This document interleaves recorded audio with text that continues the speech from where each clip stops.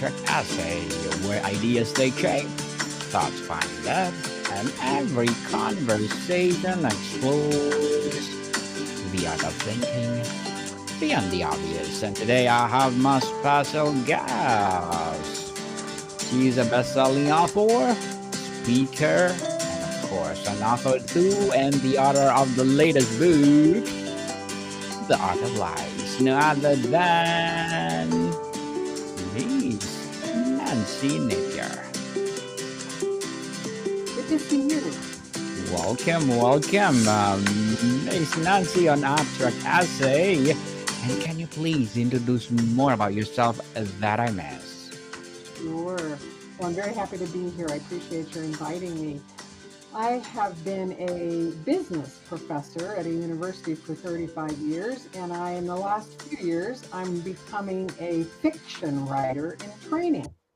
So I'm learning about how hard it is to write fiction compared to academic articles and books. And I'm having a great time. It's tough, but I'm learning and I hope I get better each time I write a book. This one takes place in Vietnam, where I have worked for 30 years on and off with a university over there. So I know the Hanoi area very well. I know a lot about Vietnam and its culture and many wonderful people who I've been lucky enough to work with. So it takes place in Hanoi and it deals with art fraud. That's Art a little fraud. introduction there for you. Yes, and thank you so much for sharing your knowledge and wisdom to the world. Hoping for more and more empowering books like this to come. The Art of Lies. What is the spark of inspiration that first led you to write this book? Good question. I learned when I was writing another fiction book that I need to start with something that's a real situation, a real story, a real event. And for this one, it was reading about an art exhibit in Saigon, in Ho Chi Minh City, the south part of Vietnam, several years ago. It was an exhibit of paintings that came from Europe. They had been held by collectors there and never been seen in Vietnam. So the paintings returned to Ho Chi Minh City Museum down there. And it turned out after a few people began to see the paintings that several of them were considered to be fake, counterfeit.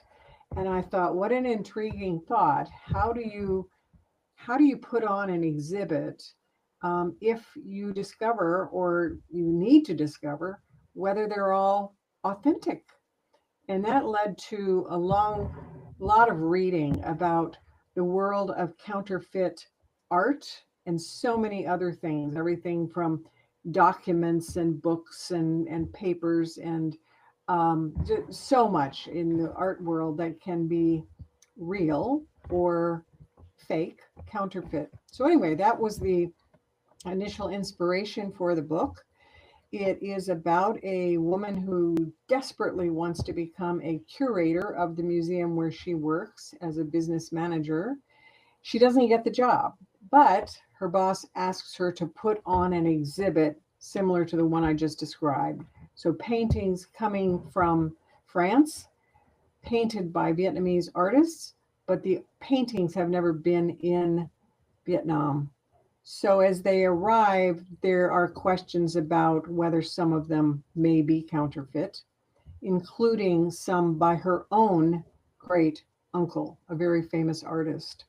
So she has to figure out if these are counterfeit, who's behind it.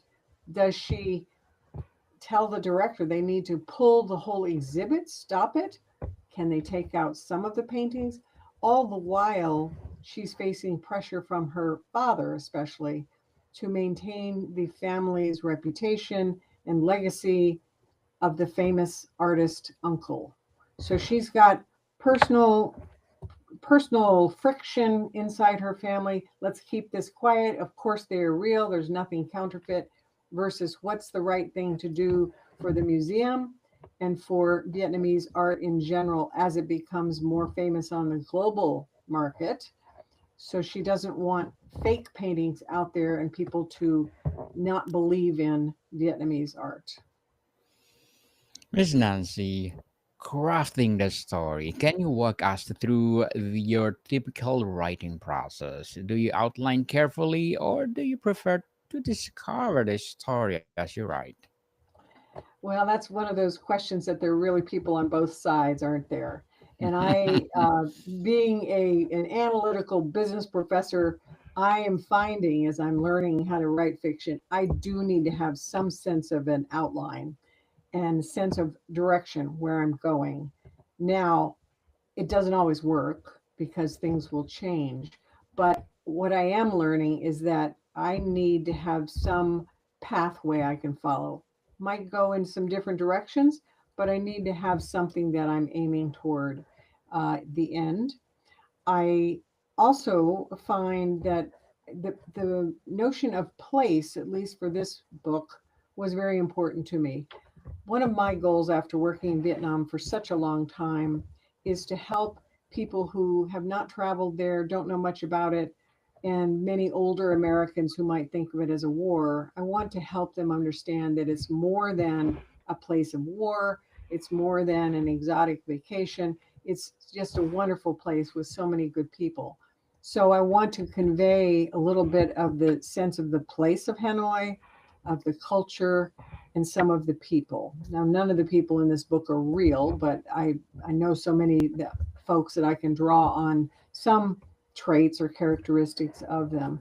But back to your question, I really do try to have a fairly clear sense of where I'm going.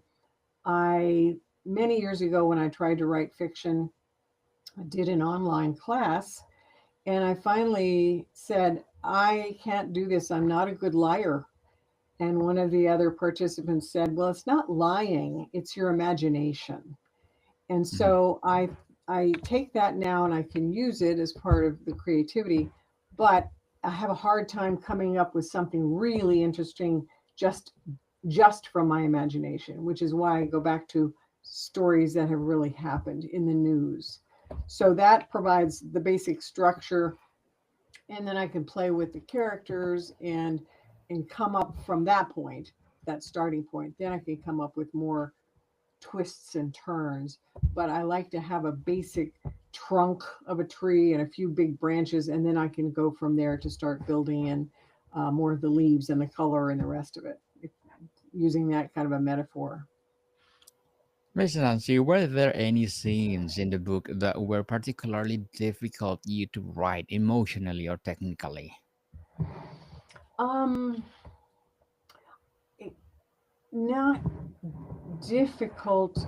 Well, she deals a lot with her father, and so she is a good Vietnamese daughter and wants to follow her father, which is important there. Family Confucianism is so important, and yet she's also a divorced woman of a 12-year-old son, and so she's more independent.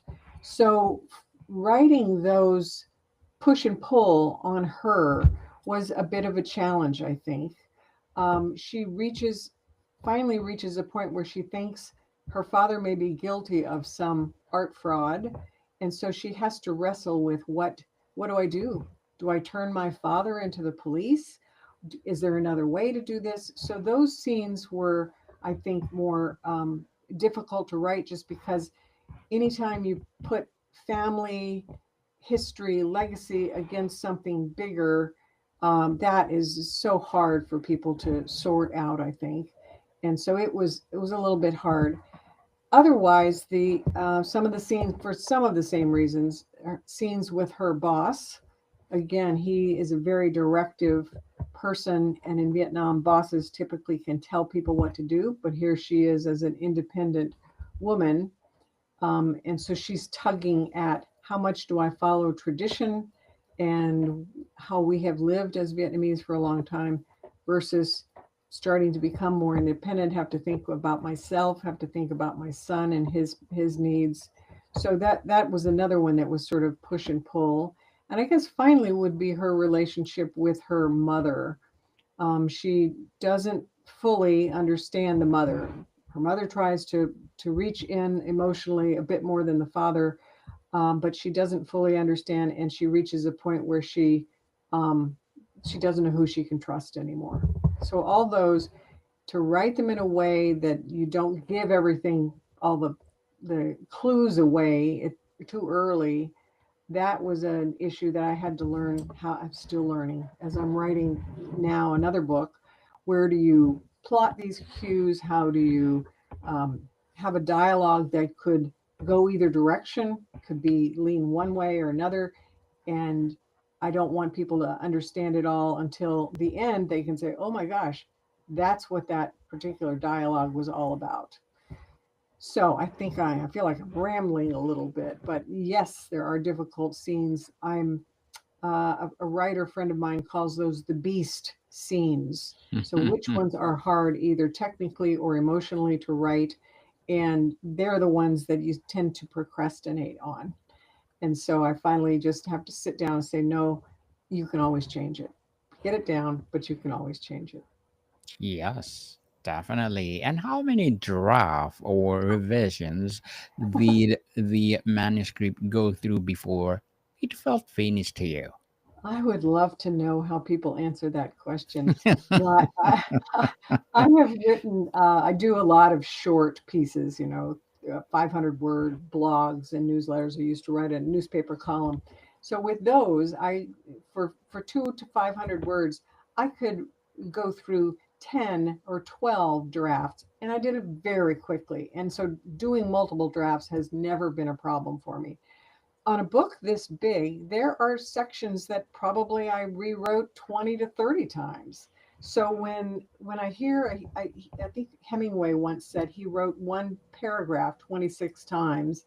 I get that. I understand that. So I'm not sure I could say full drafts, start to finish, how many there were, but oh, easily 10 to 20. And as I say, some sections more than others, um, but I'm learning right now. I'm in the middle of starting to revise the next book, and again, I'm trying to become more efficient at that process. So there are many different approaches to revising, and I'm trying to follow a couple of them this time to see if I can make it a little bit more efficient. But I think I will always have many, many, many drafts, because I really don't.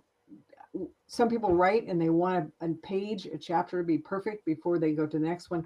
I just have to get the ideas down. I have to make sure that the story makes sense and follows through and has a good structure. And then much later, I can get to the point of changing words, adding ideas, adding more color, more information about the place. Those are really small and late in the process. But the first go through for a revision really has to be, does the structure of the book make sense? Does the ending fit? And is there something going on with the key characters where they are believable and making a change in their own lives throughout the book? So I don't know. What do people say to you? How many drafts do they write? they What's the most you've usually heard and what's the least you've heard? they usually ask or tell me that they are 15 or 20. Okay, good. So I'm not too Yes, far away. not too far away, Miss Nancy. That's And interesting. what message or emotional truth would you hope readers would take away from the art of life?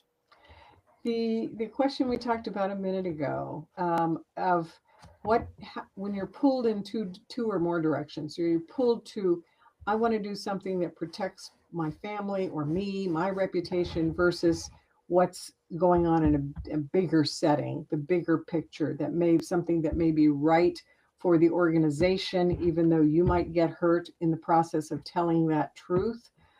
In this case, it's what's right for the museum she works for, what's right for the Vietnamese art market, and all of those artists who want to sell their own goods and not find out that they're being copied, versus her family reputation, legacy as being a very artistic family.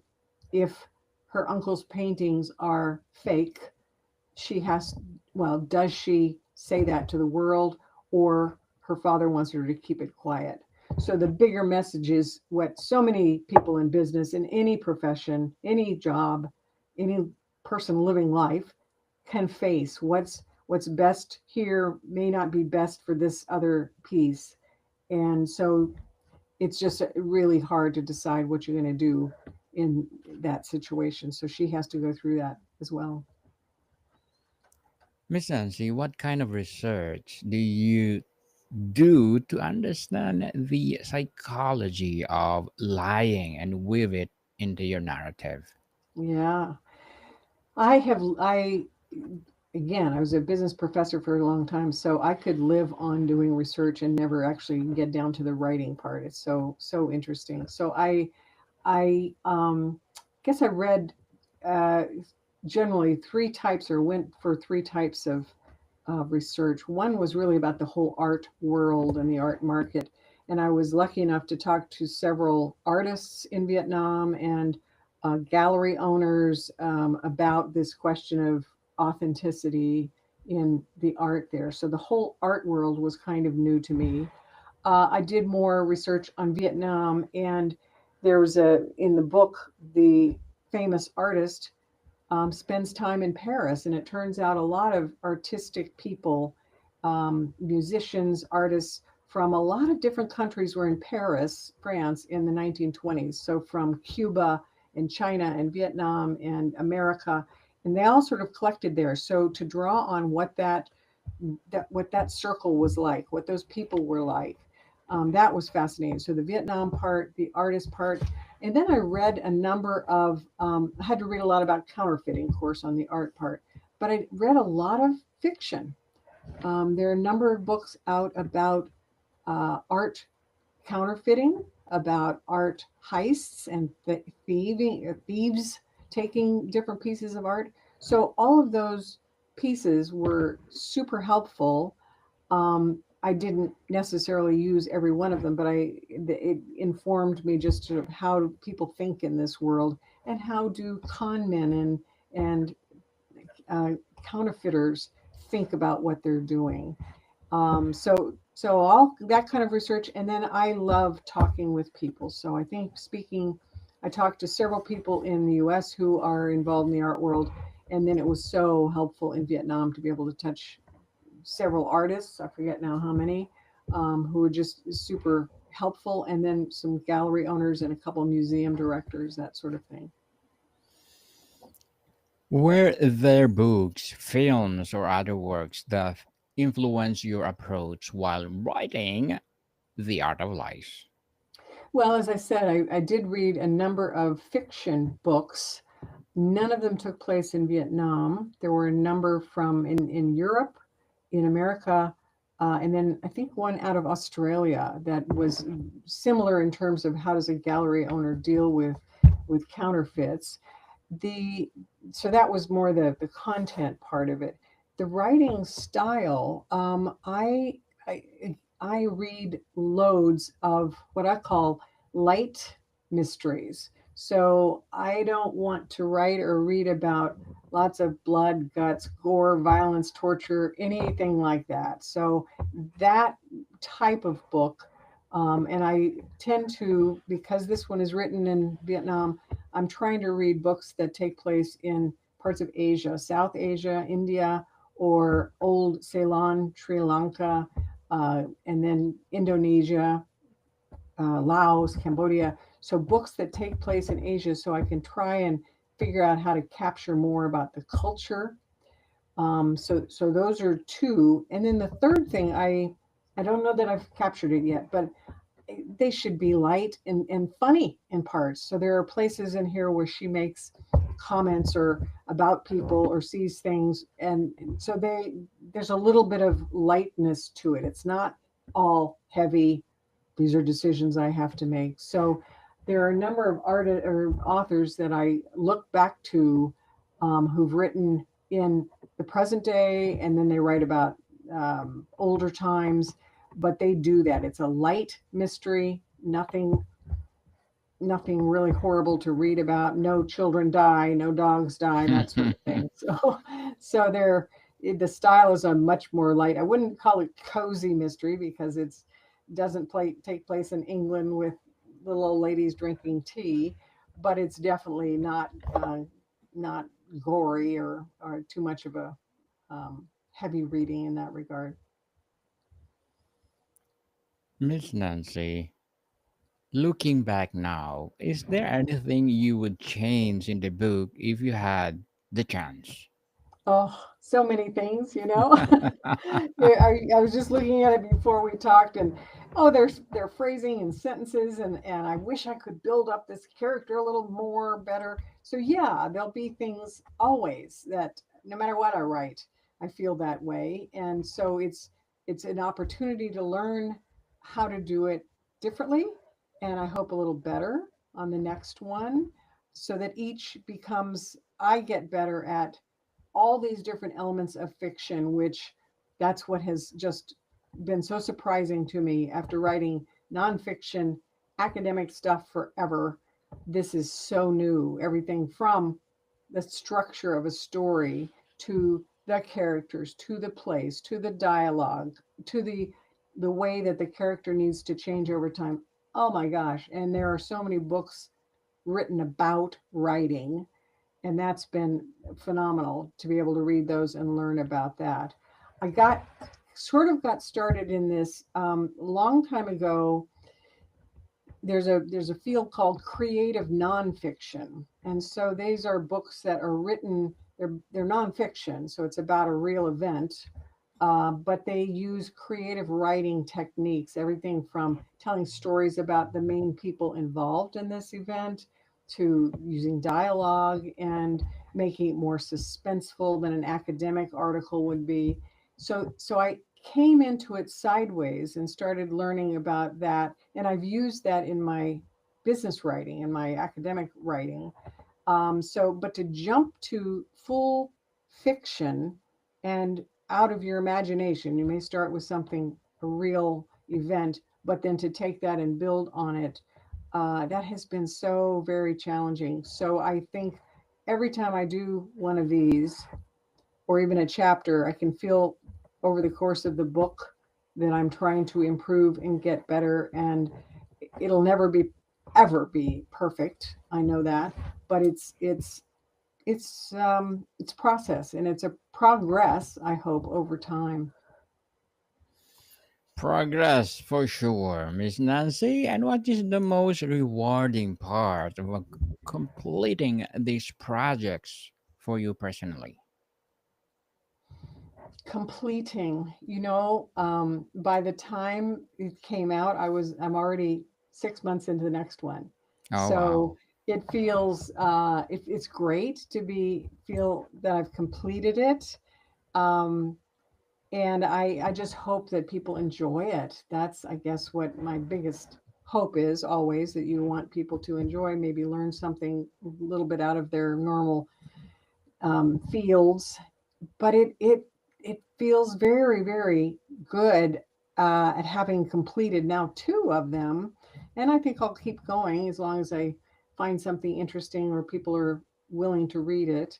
But it's, yeah, it feels really good. I've done lots and lots of projects over my professional career, and they always did feel very good to have it completed, even if it's not perfect, but you've done a good job. And my mantra for years has always been to do good work, meaning do work that's quality, but also do something that helps, it is in a positive way, something good. So do good work, work with good people, learn a lot, and have fun. And so far, I've been lucky enough to have all four of those in this new life of mine as a fiction writer in training. I'm able to do good work, I hope, and I work with a number of good people as I'm doing the research, as I'm putting the book together. I'm having fun, and I'm always learning something. So, what's not to love about that? Definitely. And thank you so much for sharing your, Thank you so much for your invitation. It's great. You yes, have great questions. the art of lies for sure. So did your own perspective on truth and deception change while writing the book? My own perception about art fraud, you mean? Or, Yes. yeah. Um, I had never realized how many or how some of these counterfeiters do this as a form of revenge. So if someone is an artist and tries to sell paintings and nobody wants to buy them, some of them got very angry, and then they started to copy other paintings and sell them. And so even though their name was not on it, people said, "Well, these are great. This one is by give a name of a very this is Picasso." And the counterfeit artist is saying, no, it's not, it's me. And I'm getting back to you, back at you by that. So that did surprise me. It changed my view of some of them. I also was surprised. I have one book here called The Art of Forgery, and that must be I don't know how many different areas in the world that there have been fake. It's not just art or books, but money over the years, and lots of these that I knew about, sort of, but I had no idea the range, and that it continues to go on. That's surprising to me. And so the notion that still today people are taken in, fooled by pieces of art. The last thing I guess I'd say about this one that surprised me when I learned in Vietnam that a number Vietnamese people have not had a lot of money for a long time, and now many people have a fair amount of money, and so the rich, wealthier Vietnamese bought art kind of to show off. I have enough money. I can now afford to send my children to university somewhere else, and then I can buy art. And so when news of the art fraud started, a number of people didn't come forward. They were embarrassed. And apparently that's not uncommon all over the world. So you buy something, you're so proud of it, and then it turns out you spent so much money on something that's fake, not real. And so the world of art, I guess the behind the scenes part and the emotional aspect of it, that was also a different it was something I had never really thought about in those ways. So that was also new. Miss Nancy, before we wrap up our discussion for today, I'm inviting you to please to listen to my other podcast, people. My other podcast, because my Abstract Essay is already in fifth season, Abstract Poetry in second season, and my Book 101 review in fifth season too. Comedy 101 second season, and my Food 101 in fifth season as well. Geography 101 in eighth. Fourth season, and my baby podcast, Law 101 and Mental Health 101. Love letters in eighth third season, and my movie 101 review and music 101 in fourth season, and science 101 and sex 101 in its first season. You are a busy man. Busy, busy indeed, Miss Nancy. Please listen to them wherever you listen your podcast. So finally, Miss Nancy, what advice would you give aspiring writers who want to tackle complex, morally gray themes like deception? Learn as much as you can, but don't let the research overpower you. Get to writing when you're ready or when you're almost ready, because we can always do more research. So I would say learn about something that's new to you that can hold your interest for a year or two. Most writers would say write about what you know, and I'm not doing that completely. So I know something about Vietnam, but I didn't know much at all, anything about art fraud. The last book I wrote, first novel, was about it was a medical legal thriller. I had to learn all about gene mutation and the legal system here. And so I'd say write about what you don't know but you want to learn to write about, and have fun. If it's not fun, why do it? So I'm lucky enough that whatever I make on these books, I don't have to make so much that I can pay for my house payments, my rent. Thank goodness. But I'm just I'm amazed at how much I've been able to learn, how much fun I'm having. So Go for it. Why Miss, not? yes, go for it, people. If you have the passion to write, write, and share to the world, just like Miss Nancy. Thank you so much for sharing your knowledge and wisdom to the world. So, can you please invite our listeners to support all your books? Thank you so much. Yes, Miss Nancy, where do people buy your book or Well, books? Amazon is the best place right now. So it's just go on Amazon. It's The Art of Lies by Nancy Napier. Easy there. Yes, let's support Miss Nancy Napier because if you support her, for sure, more and more and more empowering books like this to come. So, Miss Nancy, thank you so much for your time. Thank you so much. I really enjoyed it. More to come, people. See you soon.